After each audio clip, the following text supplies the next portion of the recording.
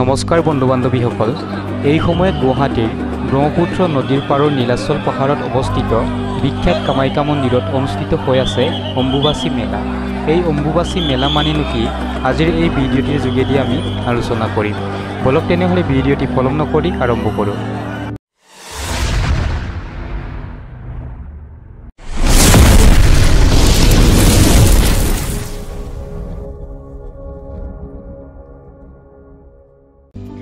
বন্ধুসকল, কেনেদৰে পালন কৰা হয় অম্বুবাচী মেলা, জানক ইয়াৰ মহত্ব, ৰীতি নীতি সকলো। আপোনালোকে ভিডিঅ'টি স্কিপ নকৰাকৈ চাই থাকিব। এইবাৰ 22 জুনৰ পৰা 26 জুনলৈ কামাখ্যা ধামত মহা অম্বুবাচী মেলাৰ আয়োজন কৰা হৈছে। এইবাৰ 22 জুনৰ দুপৰীয়া 2:56 অম্বুবাচীৰ প্ৰভৃতি, আনহাতে 26 জুনৰ পুৱতি নিশা 3 বজাত অম্বুবাচীৰ নিবৃত্তি। অম্বুবাচীৰ লগত জড়িত বহুতো নিয়ম নীতি জড়িত হৈ আছে। অম্বুবাচী হৈছে হিন্দু ধৰ্মৰ এক গুৰুত্বপূৰ্ণ উৎসৱ। এই উৎসৱৰ লগত জড়িত বিভিন্ন কাহিনী শাস্ত্ৰত আছে। এই অম্বুবাচীক বিভিন্ন আঞ্চলিক ভাষাত আমতি বা আমেতি নামেৰেও জনা যায়। হিন্দু শাস্ত্ৰ আৰু বেদত পৃথিৱীক মাতৃ বুলি কোৱা হয়। আষাৰ মাহত মৃগশিৰা নক্ষত্ৰৰ পাদৰ পৰা মা বসুমতীৰ ঋতুস্ৰাৱ হয় বুলি বিশ্বাস কৰা হয়। কেৱল প্ৰাপ্তবয়স্কৰ ঋতুস্ৰাৱী মহিলাইহে সন্তান জন্ম দিব পাৰে।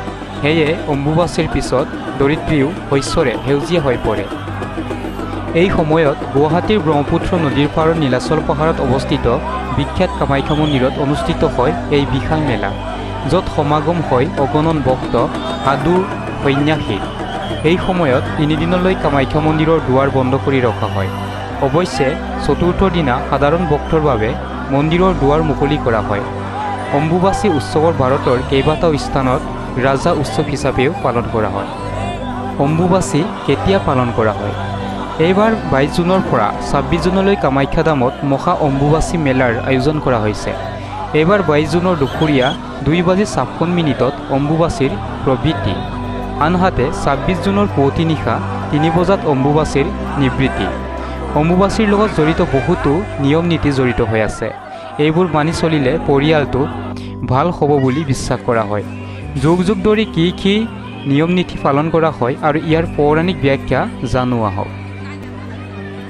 বন্ধুসকল, অম্বুবাচীৰ বিভিন্ন নিয়ম নীতি আছে। সেইবোৰ হ'ল: অম্বুবাচীৰ 3 দিনলৈ কোনো শুভ কাম নিষিদ্ধ, কোনো পূজা কৰিব নোৱাৰে। অম্বুবাচীৰ সময়ত মন্ত্ৰ জপ কৰিব নালাগে আৰু মন্দিৰৰ ভিতৰত সোমাব নালাগে। এই দিনকেইটাত খেতিৰ কামো কৰা নাযায়। অম্বুবাচীৰ 3 দিন পিছত পুনৰ আৰম্ভ হয় শুভ অনুষ্ঠান বা খেতি। অম্বুবাচীৰ 3 দিন সন্ন্যাসী আৰু বিধৱাসকলে বিশেষভাৱে পালন কৰে।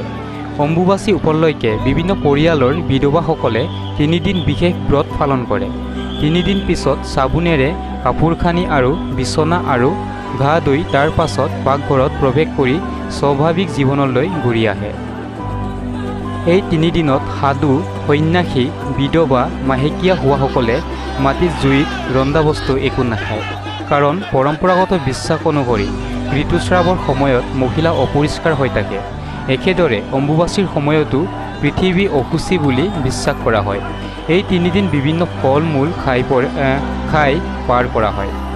অম্বুবাচী শেষ হোৱাৰ পিছত দেৱীৰ মূৰ্তি বা ফটোৰ পৰা পৰ্দা আঁতৰাই ভালদৰে পূজা কৰা হয়। দেৱীক ফল আৰু গাখীৰ অৰ্পণ কৰা হয়। বন্ধুসকল, আজিৰ ভিডিঅ'টি ইমানতে সামৰিছোঁ। আপোনালোকে ভিডিঅ'টি চাই ভাল লাগিলে like, comment, share and subscribe কৰিবলৈ নাপাহৰিব। ধন্যবাদ।